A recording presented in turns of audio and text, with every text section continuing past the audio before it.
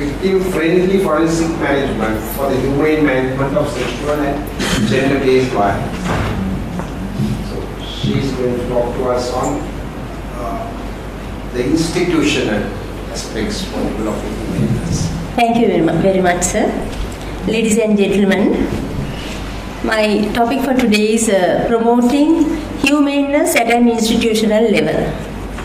And though my name is only included in this, I was actually promoted from the oral presentations to upwards, so therefore some of the other names which were down in the list from our department, they are not included here.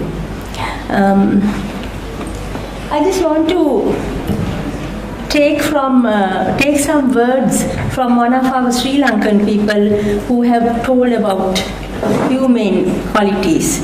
Whatever positive paradigms of knowledge individuals achieve do not have their applicability if they miss those human qualities generated under humanities. This was, I took this from a souvenir book for a conference on humanities, which was held in University of Ruhuna, I believe.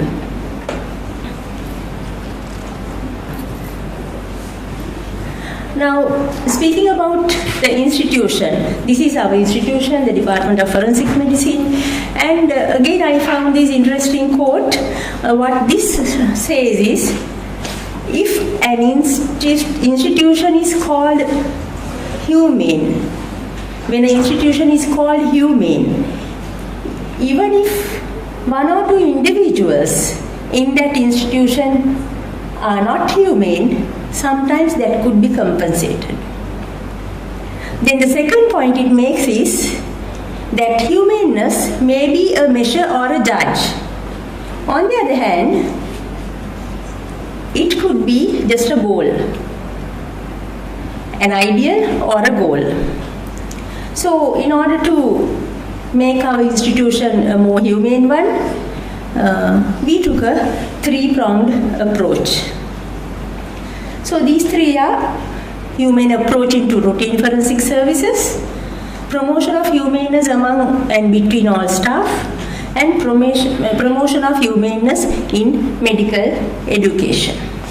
So looking at humane approach into routine forensic services, as Professor Narada Surya mentioned, one major change that we have done in our department, a transformation, is regarding sexual and gender-based violence management. Now these are extremely traumatized victims, and what we have now introduced is empathic department staff member conducts an interview simultaneously with the doctor who gathers the data. And she addresses the fears and concerns of the victim. And most of them are referred for counseling, which is not a very common practice in judicial medical officers, because they will send for counseling selectively people who appear to be psychologically disturbed. Then there was this practice, judicial medical officers or forensic experts tried to deviate them from clinical practice, maintaining an impassive face and not getting engaged in treating these victims. However, deviating from this age-old practice, we prescribe emergency contraception with consent, and also we have instituted a review of the victim, sometimes physically if they are consenting, or by telephone. Now these go to ensure a victim-friendly environment. Again, the practice was in many of the officers, the medical legal institutions, they will come and say, sir, a rape case has come. Sometimes the laborer shouts this for everyone to hear. So we have changed this practice and made this rape case taboo and substituted it with SAFE. SAFE. SAFE stands for Sexual Assault Forensic Examination. Then welcoming the victim by all staff in a friendly manner, and there is a private waiting area designated to which we take these victims.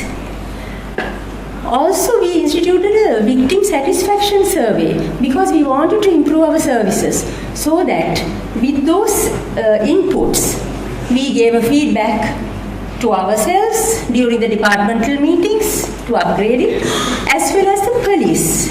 Actually, that paper was read yesterday. So the police also received a response from us. On the other hand, at the departmental monthly meetings, we had a separate agenda for victim examinations, and we went through, were they given information leaflets, because we have introduced trilingual information leaflets telling them, the victims, what is going to be done and explaining the consent procedure. Well, what about accused persons? They are also treated with equal respect, and they are taken to a separate place, because it would not be good to keep them in the same location, which had been done in the past in many institutions. Then our technical officers designed a special gown for the victim to wear during examination, because the whole body examination, including private areas, have to be examined for to detect evidence, right? And this gown actually facilitated a better examination. Now, taking all this into consideration, these needs into consideration, our dedicated academic team has strongly lobbied for a forensic nurse and established the first forensic nursing facility in our unit, where most of the humane and human touch has been taken over by the forensic nurse. So, a Nightingale to facilitate a victim-friendly environment. Her mere presence in uniform, I was told by one of the trainees, leads to obtaining more information, and more so when the interview is conducted by the nurse herself. Then we move on to the second one, promotion of humaneness among and between staff. Now, I think teams are synergistic if you strive for that. That means 1 + 1 does not equal 2, but 3 or more. So our forensic team in our department is a synergistic team. For example, we investigated a plane crash in Aturgiri in the recent past, and the team effort of our staff was incredible. 7 students accompanied us because we couldn't take so many, and they also had this experience. The police told us, "Doctor, you all have so much experience." We remained silent. This was our first investigation into aircraft disaster. But the police thought we were experienced because we had a synergistic team, and the roles were not, there was no hierarchy. Then another measure that we took is to ensure collective responsibility of all staff, giving them ownership of providing a humane service. Now, again we come back to departmental meetings. Monthly, all-inclusive departmental meetings were held, where even the lowest rung of staff are involved in the meeting. However, we have to have a workable management. There were problems. Therefore, we instituted a change where we had 3 tiers in the institution, 3 tiers in the management: academic, second level managers, and then all staff. So at the meetings, now this is the agenda table for the meetings, where every aspect had an agenda item, so that when it came to their agenda, their item, we would sort of appreciate their services, like obtaining samples or cutting the dead body. So all these were acknowledged.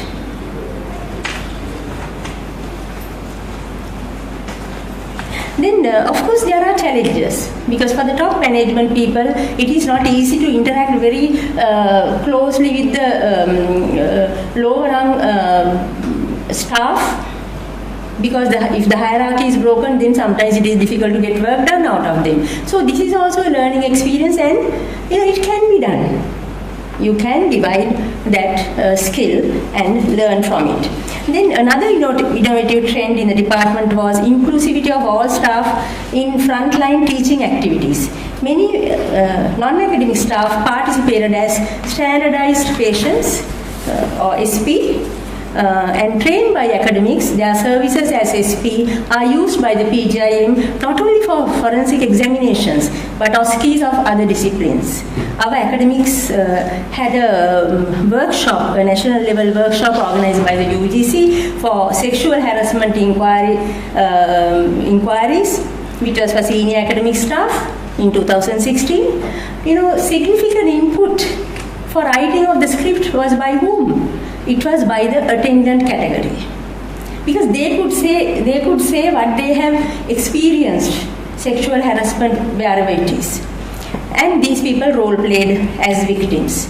So I believe they were rewarded because they engaged with the system and they had added value. They were not plain and simple attendants anymore. So I quote, caregivers cannot meet the challenge of making healthcare safe unless they feel valued and find joy and meaning in their work. Then we come to promotion of humanness in medical students and linking with the industry. I have a few answers or say something to add to the authors who went before me. Now, during our 2 weeks appointment, the activities were totally innovatively modified. One is this role play to teach communication skills, and there we had these standardized patients who were trained, and every 2 weeks we have this timetabled activity of role play to teach communication skills. If you are interested, there is a paper in the evening where I will be showing a video of such a role play. And this can be contextualized to other clinical fields. Now, for the past 20 years, under Professor Saroja's guidance, we had a very innovative curriculum, and we introduced a mock trial, which has been going on for the last 20 years. And there are certain differences in this activity. This is at the end of the medical legal module, and we have all our defenses down. And of course, this is not a slide from this thing. For clarity, I just put it right. So my apologies for that. However, we have done about say 10 or 15 trials, like mock trials like that, and some of the videos are there. Now, after the end of the mock trial, actors are given certificates. The best actor is chosen, and then a small cake is distributed among the class, and they share the cake with 200 participants. These are little activities which will help to bridge the gap between staff and students.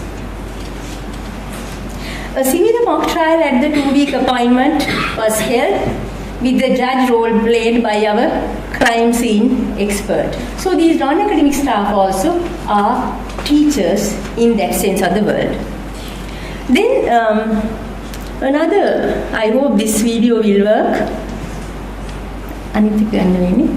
Another activity that we did was a mock crime scene examination.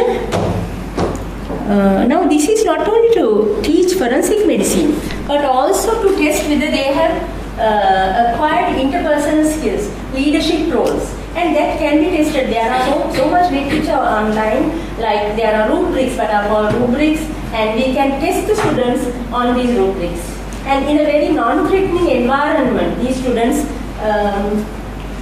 did this crime scene examination and gave feedback for themselves, and tutor also gave feedback. Unfortunately, it doesn't seem to be working.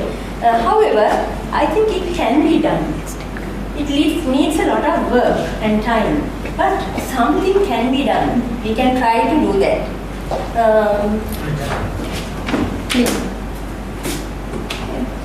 This is a crime scene in the very small space that is allocated, and see, everyone is participating. Actually, we divided it into 2 groups and made it like a competition. So you can see one of the Humanity students also labeling the trace evidence, and meanwhile we will mark the students to indicate whether they have achieved some of the interpersonal skills. So it's a complex procedure. Technical as well as the soft skills are assessed. Then another thing that my colleague Dr. Samira has introduced is an activity, Samira and Ravindra, is activity on crowd and media control. And we had this problem of the Meetharumulla garbage disaster. Meetharumulla garbage disaster, and there was a lot of problems with crowd control. So here we train students to become good crowd controllers, and there also our support staff acted as media men and neighbors. How much more time? How many? 3-4 minutes. Then another thing that was introduced into the appointment are student debates and discussions on ethico-legal dilemmas, broaching topics like abortion to be legalized, end-of-life decisions, age of consent for sexual activity, and with sometimes the students carrying on the debate into the canteen as well. Now, these expertise and need for humanness was shared at symposia and seminars organized by the department for the police, coroners, lawyers, magistrates, probation and other related professionals. And we sensitized them to sexual and gender-based violence victims and the need to become humane. Then we tried another one, that is we tried to sensitize the media into the sensitivities of this SGBV. But I must say it was a real flop. Only 2 or 3 attended, but our motto is never, never, never give up. However, the senior police officers listened with great interest and are now clamoring for more extended, like a week's workshop where we can go there and have a residential workshop. Now, learning has been reciprocal because we learn from them as well, while fostering a sacred bond to respect, honor and heal a wounded person's humanity beyond our own. Finally, playing a role in curriculum development for the MD in forensic medicine.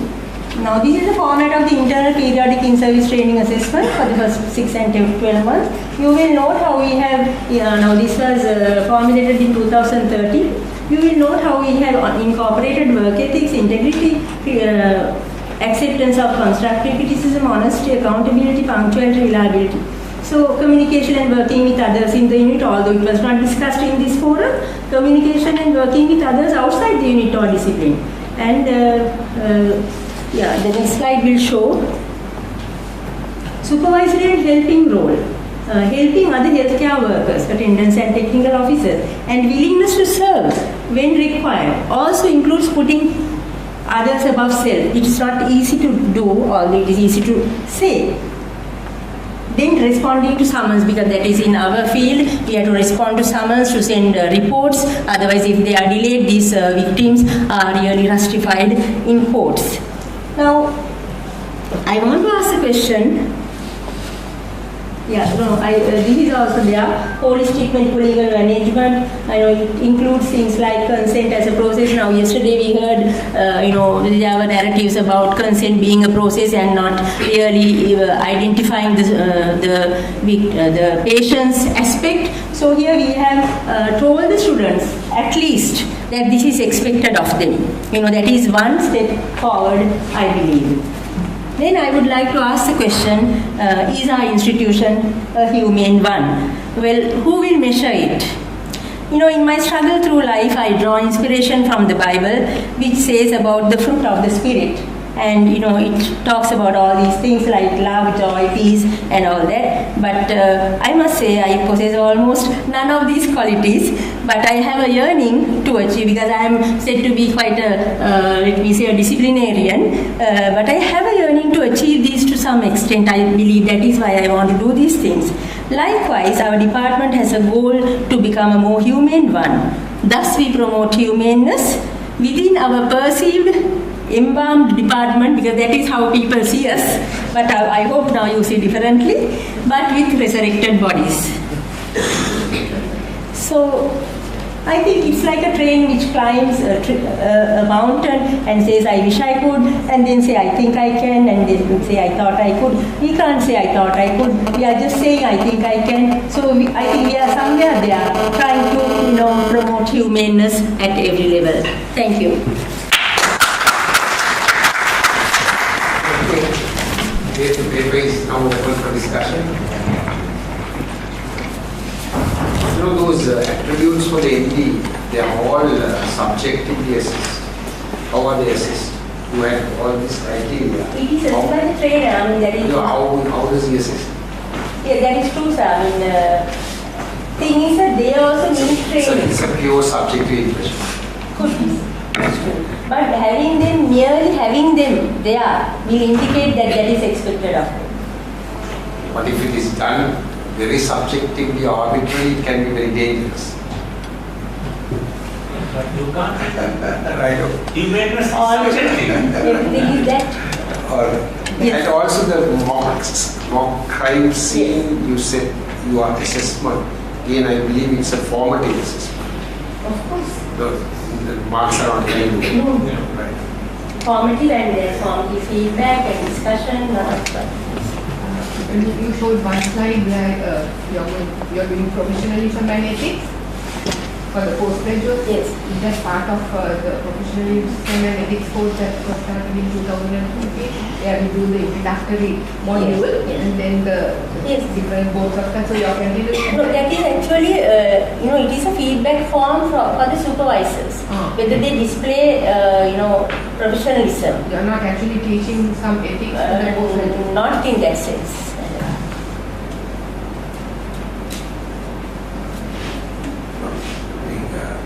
Just, in areas like humaneness, bringing it into formal assessments in a subjective way can carry its risk. You might be giving the right to judge others to people who themselves do not have any of those characteristics. I think that there is an internal assessment, sir. If I can't remember exactly, but I think those marks are not carried. That's an internal assessment, like a formative. I'm talking about the MD one. The MD, that's a formative assessment for the student to know. That is for the student to know. It's an internal periodic assessment. So, but in a sense now the 360 degree Yes. is something But like that. there you are asking from so many people. That is that's fine.